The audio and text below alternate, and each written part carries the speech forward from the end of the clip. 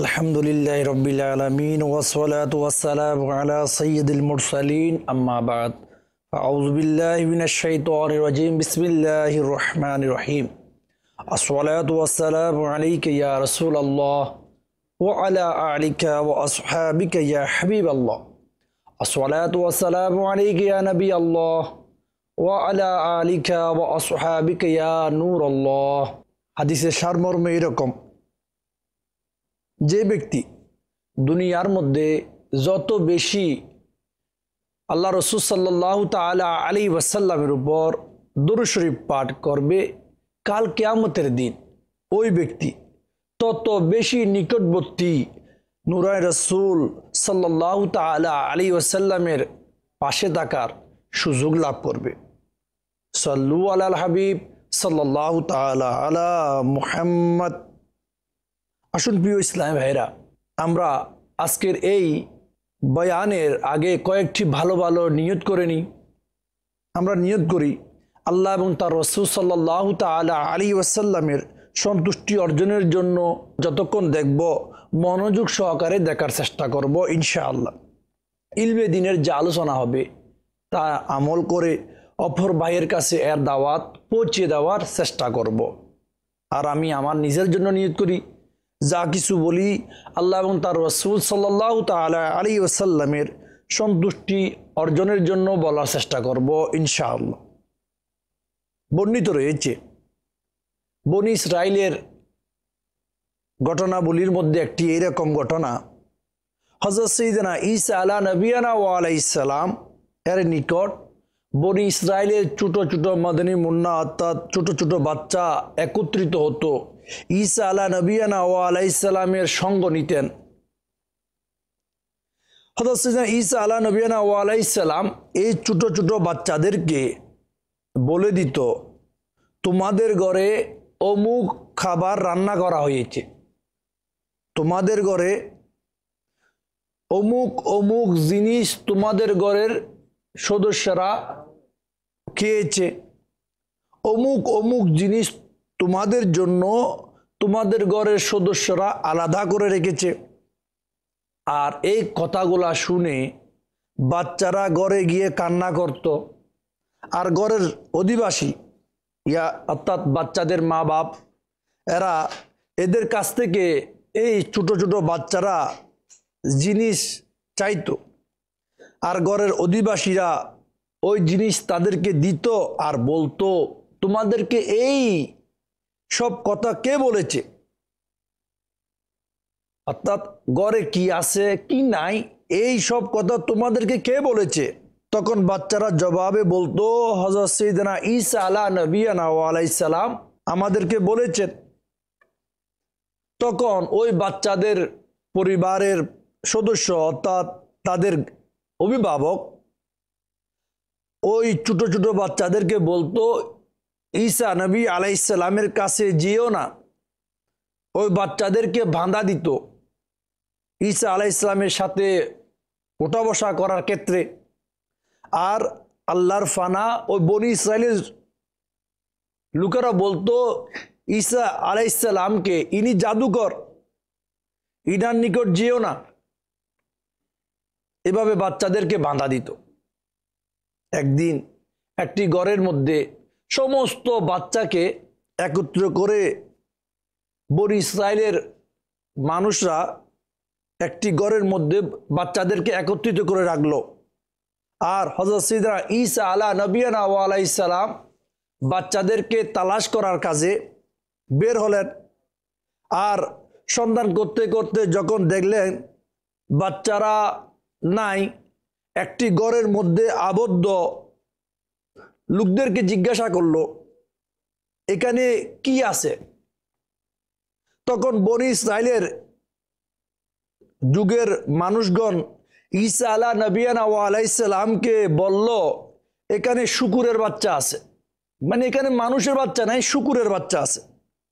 তখন ঈসা আলা নবিয়ানা ওয়া আলাইহিস সালাম বললেন, এমনই হবে, এরা মিথ্যা বলল, এখানে আমাদের বাচ্চা নাই, শূকরের বাচ্চা আছে। তখন ঈসা আলা নবিয়ানা ওয়া আলাইহিস সালাম বললেন, এমনই হবে।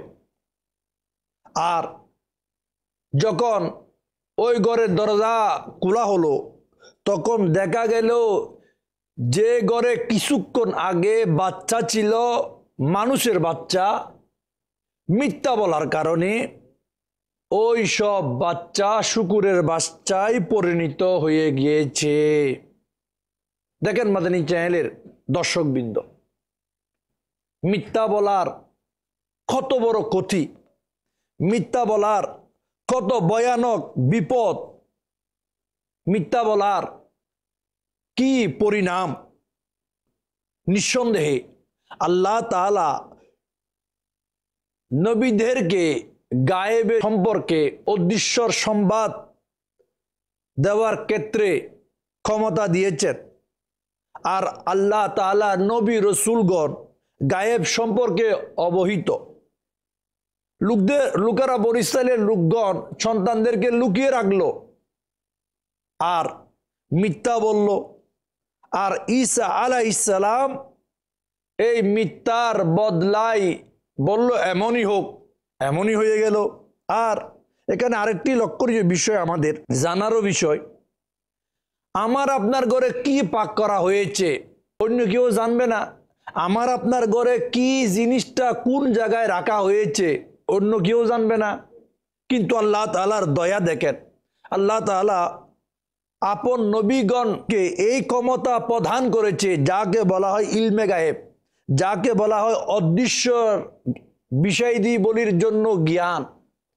ঈসা আলাইহিস সালাম ঘরের বাহিরে বনী ইসরাইলের আপন আপন ঘরে কি হতো না হতো, কি জিনিস রান্না করা হয়েছে, কি জিনিস লুকিয়ে রাখা হয়েছে, সব বলে দিচ্ছে।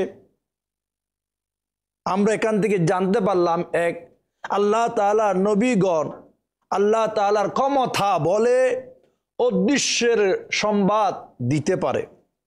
আর আরো একটি এখানে শিক্ষণীয় বিষয় হচ্ছে, দেখেন আমরা এই শিক্ষা নিলাম এখান থেকে, মিথ্যা খুব মারাত্মক একটি জিনিস।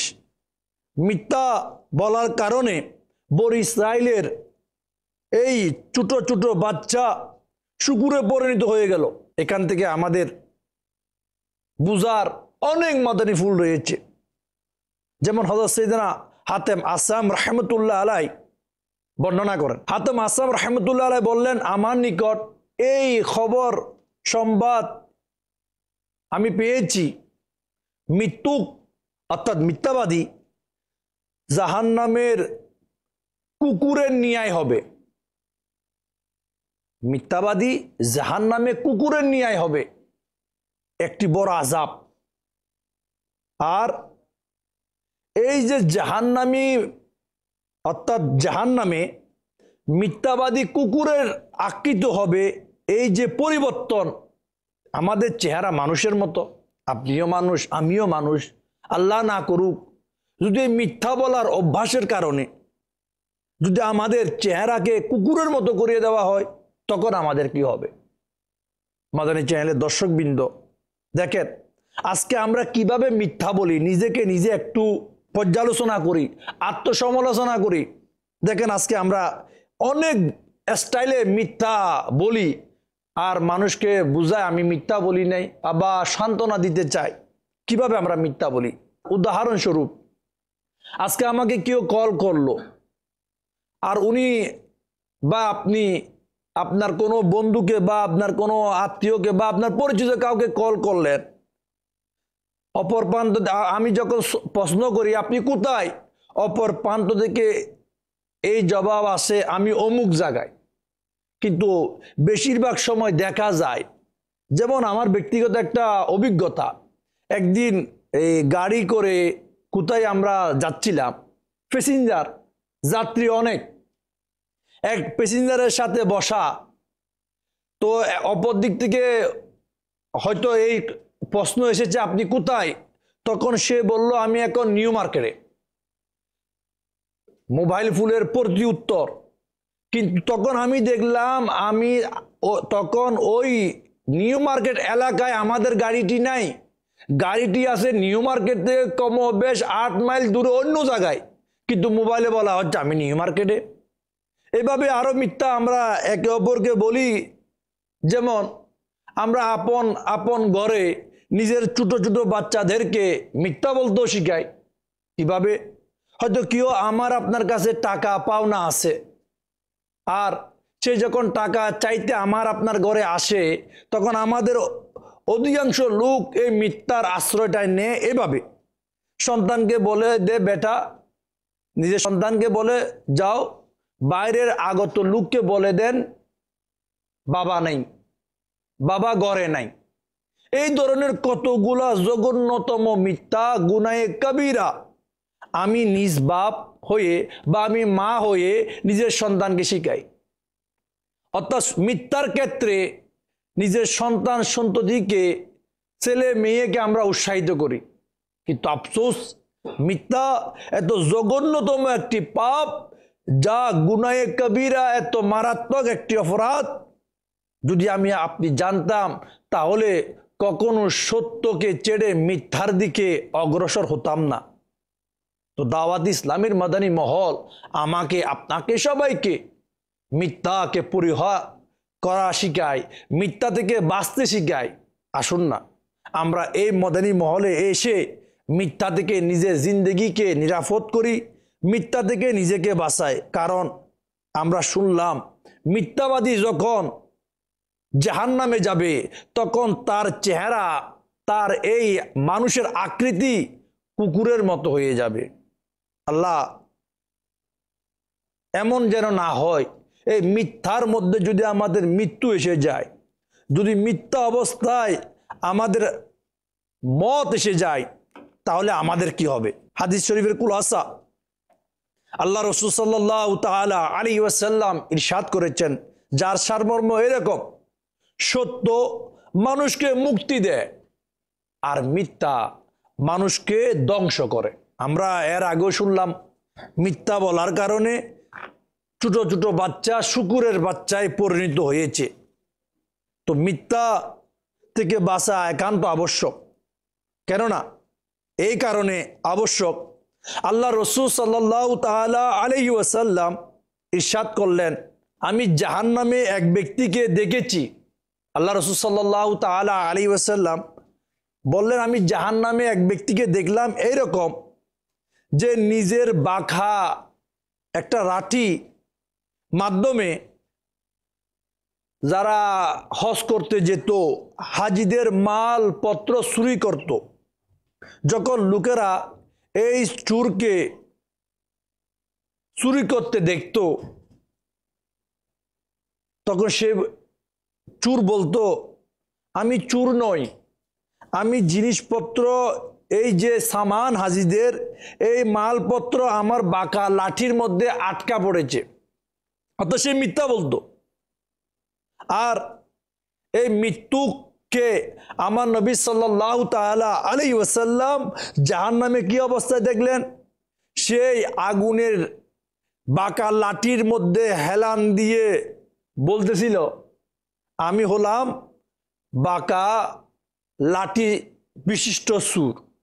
অর্থাৎ এই জাহান্নামের মধ্যে ওই বাঁকা লাঠিও রয়েছে, এবং সেই মিথ্যা বলার কারণে, চুরি করে মিথ্যা বলার কারণে জাহান্নামের আযাবের হকদারও হয়েছে। এখানে আমাদের এই বর্তমান জীবনের মধ্যে সকাল থেকে সন্ধ্যা, সন্ধ্যা থেকে আবার সকাল, এই যে 24 ঘন্টার একটা জিন্দেগি, দৈনন্দিন সকাল থেকে সারা দিনের কর্মকাণ্ডে আমি আমাকে একটু আত্মসমালোচনা করি। আমি আজকে কয়বার মিথ্যা বলেছি, আমি আজকে কয়বার মিথ্যাকে পরিহার করেছি। কিন্তু আফসোস, খুব আফসোসের বিষয়, আমরা এই মিথ্যাকে হেসে হেসে বলে দিই। এই মিথ্যাকে আমরা কোনো গুনাহ মনে করি না। আফসোসের বিষয় আরো, বর্তমান আমাদের পরিবেশ মিথ্যাকে সহজ, একদম সহজতর করে নিয়েছে। কিন্তু পরকাল, আখিরাত এর জবাবদিহিতা, মিজানের পাল্লার হিসাব, অন্ধকার কবরের আযাব আমাদের মনে নাই। মাদানী চ্যানেলের দর্শকবৃন্দ, আমরা প্রতিদিন সকালে ঘুম থেকে উঠি, আবার রাত হয়, আবার ঘুম, আবার সকাল। এই যে দৈনন্দিন জিন্দেগি, মিথ্যাকে কি পরিহার করেছি আমরা? মিথ্যাকে কি ঘৃণা করি আমরা? অবশ্যই এই যে বিষয় রয়েছে, মিথ্যার আযাব, মিথ্যার ক্ষতিকর পরিণতি আমাদের জানা দরকার। আপনি কি জানেন? আপনি কি জানি এটা? মিথ্যার কারণে পরকালে আমাদের কি আযাব হতে পারে? দেখেন, আজকে যদি আমার আপনার মুখের একটি দাঁত ব্যথা করে, আমরা দাঁতের ব্যথায় থাকতে পারি না, অস্থির হয়ে যায়। এটা সবাই স্বীকার করবে এক বাক্যে। ব্যথা আমাদেরকে অনেক কষ্ট দেয়। সামান্য একটি দাঁতের ব্যথা, সামান্য একটি সমস্যা, কিন্তু মিথ্যার আযাব কেমন! আল্লাহু আকবার। মিথ্যার আযাব তো অনেক অনেক অনেক অনেক গুণ বেশি জাহান্নামের মধ্যে।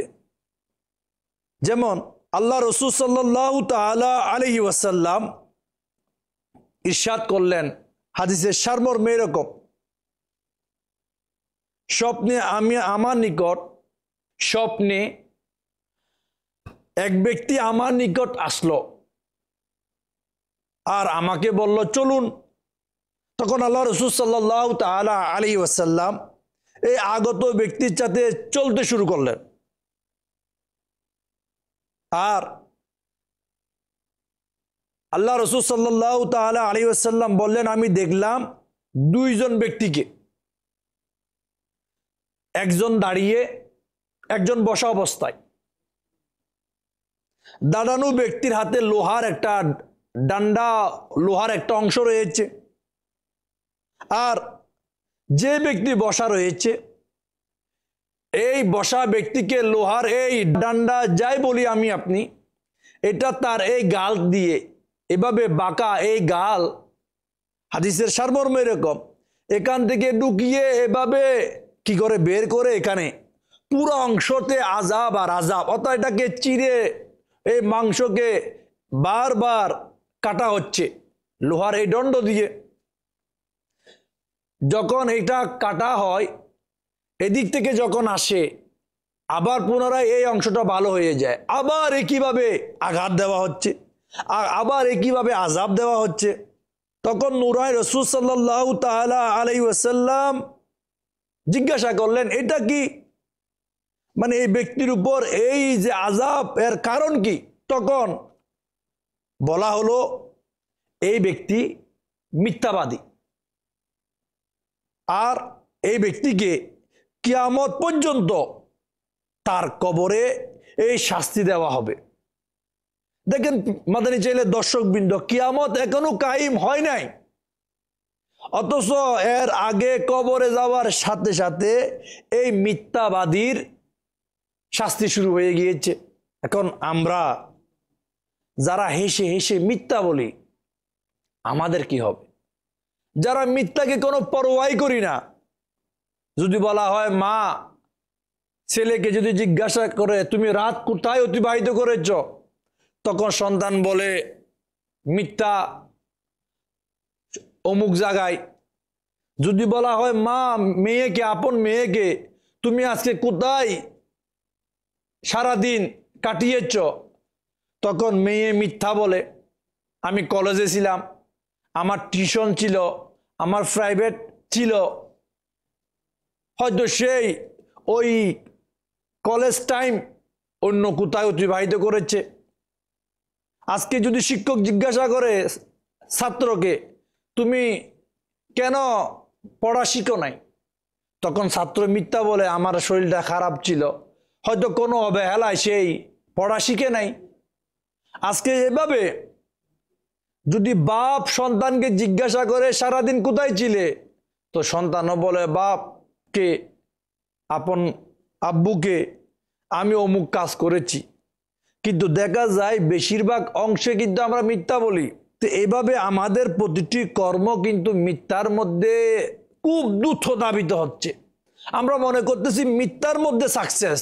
আরে না, মাদানী চ্যানেলের দর্শকবৃন্দ, মিথ্যার মধ্যে কোনো অবস্থায় কামিয়াবি নাই, মিথ্যার মধ্যে কোনো অবস্থায় শান্তি নাই। আমি অবশ্যই জানি একটা মিথ্যাকে আমরা দামা চাপা দেওয়ার জন্য অনেক মিথ্যা বলি, অনেক অনেক অনেক। আমরা আমার নবী সাল্লাল্লাহু তাআলা আলাইহি ওয়াসাল্লামের উম্মত রয়েছি, আমরা এই মিথ্যাকে পরিহার করি। আমার নবী সাল্লাল্লাহু তাআলা আলাইহি ওয়াসাল্লাম এর নাম সাদিকুল আমিন, সত্যবাদী। আমরা যেই নবীর উম্মত, ওই নবীর শিক্ষাকে আমরা গ্রহণ করি। তাহলে হবে কি? ও হাদিসের সারমর্ম, সত্য মানুষকে মুক্তি দেয়, মিথ্যা মানুষকে ধ্বংস করে। এই জন্য আমরা সবাই নিজের জিন্দগিকে, আপন আপন জীবনের এই সময়কে মিথ্যা পরিহার করি আর মিথ্যার আযাব থেকে নিজেকে নিরাপদ করি। অন্যথায় এই মিথ্যা আমাকে, আপনাকে, সবাইকে জাহান্নামের অথল গভীরে নিমজ্জিত করবে। কারণ মিথ্যা মহাপাপ। তো মাদানী চ্যানেলের দর্শকবৃন্দ, আজকের মিথ্যার যে পরিণাম, আমরা এটাকে বাস্তবে উপলব্ধি করি। কারণ মিথ্যা পরাজয়, সত্যের জয় অবধারিত কিভাবে? হযরত সাইয়েদনা নাফি রাদিয়াল্লাহু তাআলা আনহু বলেন, হযরত আব্দুল্লাহ বিন উমর রাদিয়াল্লাহু তাআলা আনহু কিছু সঙ্গী নিয়ে কোথায় সফর করতেছিলেন, প্রতিমধ্যে একটি স্থানে অবস্থান করলেন, দস্তরখানা বিছাইলেন খাবার গ্রহণ করার জন্য। খাওয়া অবস্থায়, অর্থাৎ আব্দুল্লাহ বিন উমর রাদিয়াল্লাহু তাআলা আনহু আপন সঙ্গীদেরকে নিয়ে খাবাররত অবস্থায় একজন রাখাল এসে হাজির। আর আব্দুল্লাহ বিন উমর রাদিয়াল্লাহু তাআলা আনহু এই রাখালকে বললেন, আসুন ভাই, একসাথে খাবার গ্রহণ করি, আমাদের সাথে কিছু খেয়ে নিন। তখন রাখাল বলল, আমি রোজাদার। একজন ছাগল চরানোর রাখাল, উত্তপ্ত মরুময় আরব মরুভূমি, যারা মরুভূমি দেখেছেন অবশ্যই জানেন আপনি কেমন উত্তপ্ত রোদ, গরম। এই রাখাল বলল, আমি রোজাদার। রাখালের এই জবাব শুনে হযরত সাইয়েদনা আব্দুল্লাহ বিন উমর রাদিয়াল্লাহু তাআলা আনহু বললেন, তুমি এই প্রচন্ড গরমে নফল রোজা রেখেছ, আর এই গরমে তুমি ছাগল কিভাবে চড়িয়ে থাকো রোজা অবস্থায়? তখন রাখাল বলল, আল্লাহ তাআলার শপথ, আমি এই জন্য রোজা রেখেছি যাতে জীবনের অতিবাহিত হওয়া যাওয়া দিনগুলা, অতিবাহিত যে দিনগুলি আমার হয়ে গিয়েছে, এই নফল রোজা ওই দিনগুলোর জন্য যেন ক্ষতিপূরণ আদায় করতে পারি। রাখালের এই জবাব শুনে আব্দুল্লাহ বিন উমর রাদিয়াল্লাহু তাআলা আনহু এই রাখালকে একটু পরীক্ষা করার জন্য বললেন, তোমার এই যে ছাগল, অনেকগুলা ছাগল, এই ছাগল থেকে একটি ছাগল আমার কাছে বিক্রি করো, যার টাকা মাংস তোমাকে দান করব, যার দ্বারা তোমার উপকার হবে, আর তুমি রোজার সময় ইফতারও করতে পারবে এই মাংস দিয়ে। রাখাল কি জবাব দিল? রাখাল বলল, এই ছাগলগুলো আমার নয়, আমার মালিকের।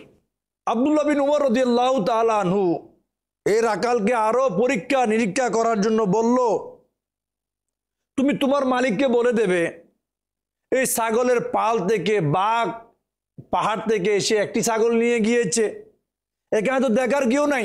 তুমি যদি বলে থাকো তোমার মালিককে এইভাবে, এখানে দেখার কেউ নাই, এই টাকা তোমার উপকারে আসবে। তখন এই রাখাল কি জবাব দিলেন? এ রাখাল বলল, আমি বলে দেব মালিককে বাঘ এসে ছাগল নিয়ে গিয়েছে, তাহলে আল্লাহ তো দেখতেছেন, তিনি প্রকৃত খবরদাতা, সব কিছু জানেন আল্লাহ তাআলা।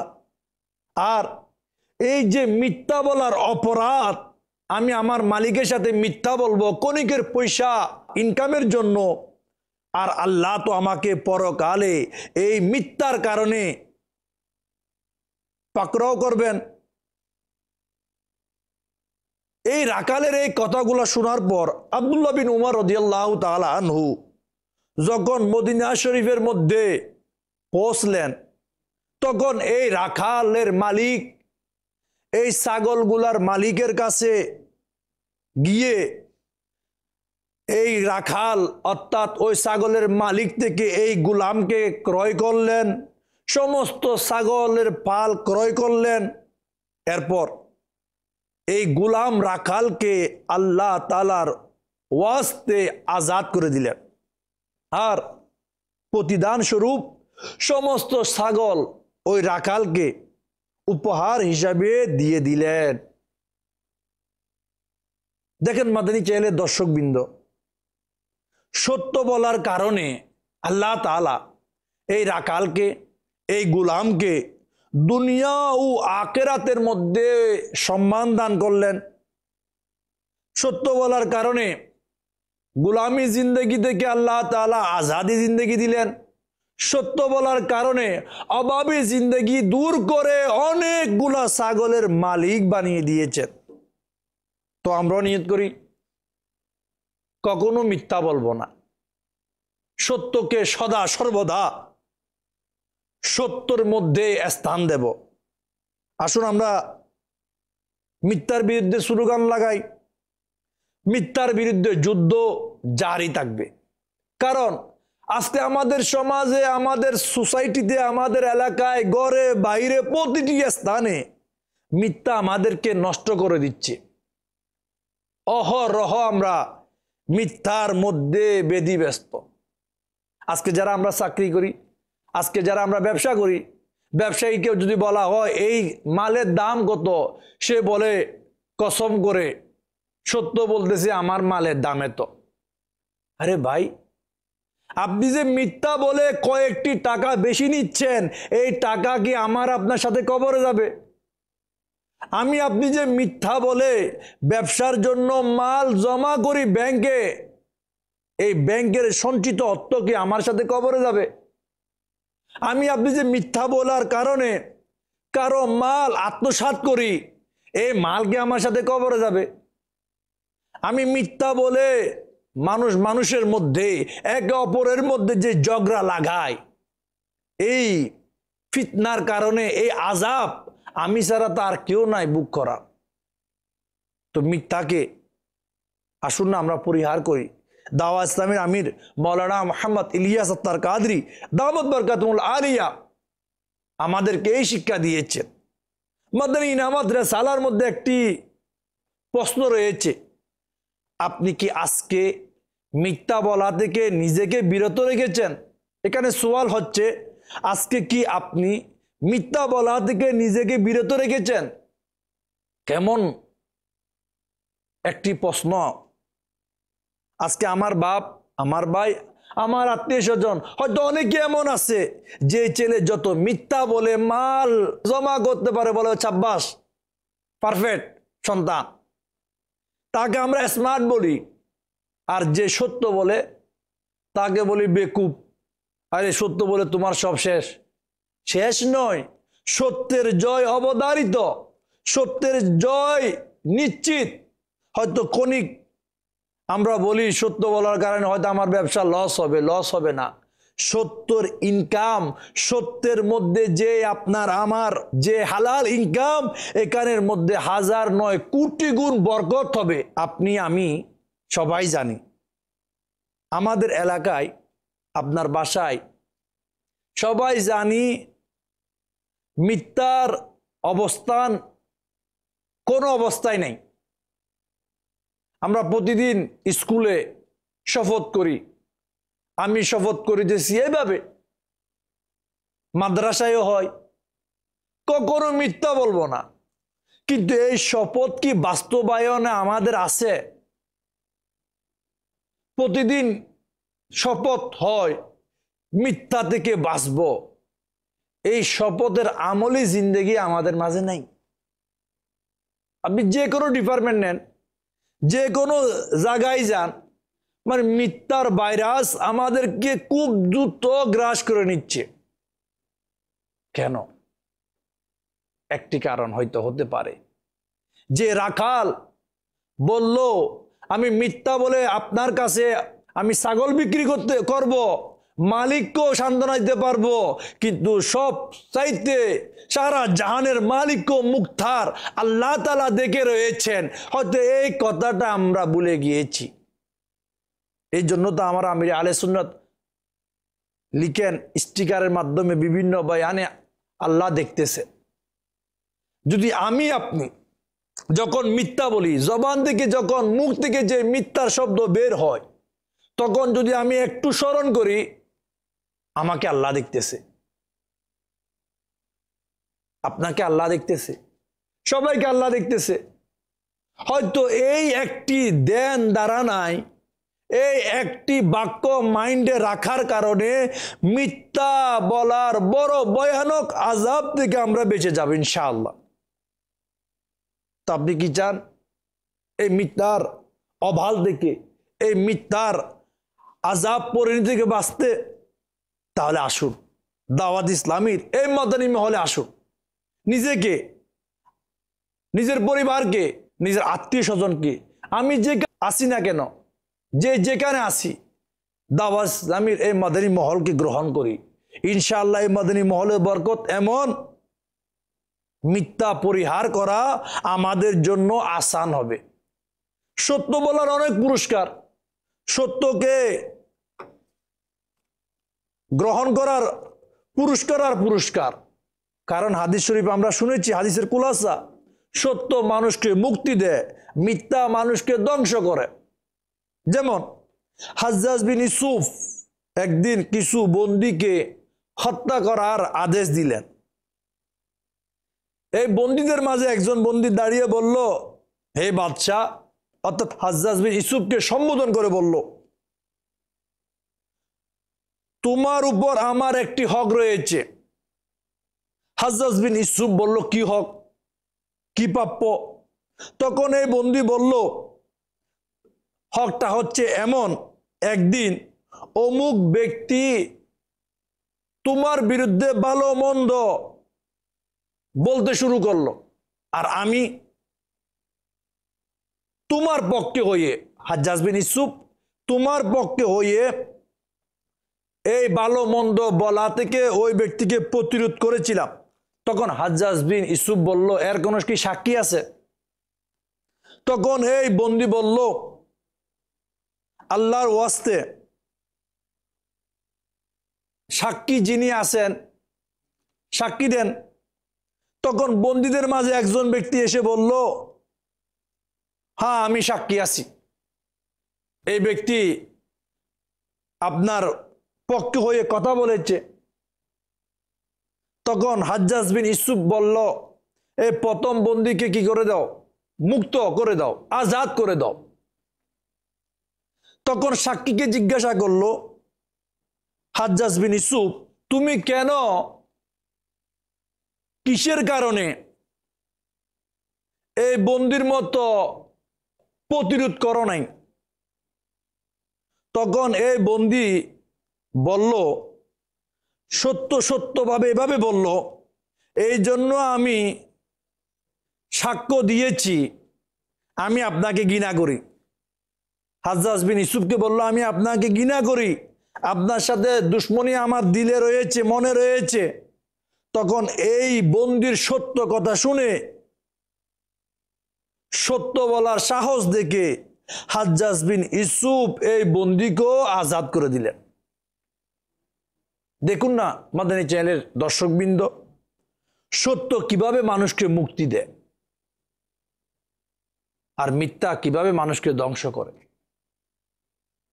এই জন্য আলহামদুলিল্লাহ দাওয়াত ইসলামীর সাপ্তাহিক যে ইজতেমা হয়, আমরা নিয়মিত আপন আপন শহরে প্রত্যেক বৃহস্পতিবারে ইশারের নামাজের পরপর আপনার আমার আশেপাশে যেখানে সাপ্তাহিক ইজতেমা হয় দাওয়াত ইসলামীর, আমরা ওইখানে অংশগ্রহণ করি। এভাবে যখন আমরা ইলমে দ্বীন শিখব, নিয়মিত ইজতেমায় অংশগ্রহণ করব, ইনশাআল্লাহ এর বরকত এমন হবে, যখন আমাদের মাইন্ড, আমাদের মনে ধ্যানে এটা হবে আল্লাহ দেখতেছে। এই একটি বাক্য আমাকে আপনাকে মিথ্যা বলা থেকে বাঁচিয়ে রাখবে। এই যে পরিবেশ, বর্তমানে আমাদের যে পরিবেশ, আমরা বন্ধু বন্ধু একে অপরে ইজিলি মিথ্যাকে গ্রহণ করি, যার কারণে হয়তো আমরা মিথ্যা থেকে বাঁচতে পারি না। তো আমাদের কিছু করণীয় আছে। এমন পরিবেশকে, এমন অবস্থান আমাদের ত্যাগ করতে হবে যেখানে মিথ্যার সরাসরি, আর এমন পরিবেশ গ্রহণ করতে হবে যেখানে আল্লাহর ভয় রয়েছে, যেখানে সত্যকে গ্রহণ করার মানুষ রয়েছে, যেখানে সত্যকে উপস্থাপন করা হয়। ঠিক সেই একটি এমনই মহল যার নাম দাওয়াত ইসলামী। যে পরিবেশে আসলে মিথ্যাবাদীও সত্যবাদী হয়ে যায়, যে পরিবেশে আসলে সুরও আল্লাহওয়ালা হয়ে যায়, যে মহলে আসলে বেআমল আমলদার হয়ে যায়, যে মহলে আসলে নাফরমান সন্তান আল্লাহ তাআলার ভয়ে মা বাপের আনুগত্যকারী সন্তান হয়ে যায়। তো আপনি আপনার সন্তানকে, আপনি নিজেও এই মদনী মহলের মধ্যে নিজেকে সম্পৃক্ত করে নেন, ইনশাআল্লাহ এর বরকতে সত্যকে গ্রহণ করা আসান হবে, আর পরকালে মিথ্যার আযাব থেকে নিজেকে বাঁচানো সহজ হবে। আল্লাহ তাআলা আমাকে আপনাকে যা শুনলাম এই শোনার পর আমল করার তৌফিক দান করুক। আমিন আমিন বিজাহি নবিল আমিন সাল্লাল্লাহু তাআলা আলা মুহাম্মদ সাল্লু আলাল হাবিব সাল্লাল্লাহু তাআলা আলা মুহাম্মদ।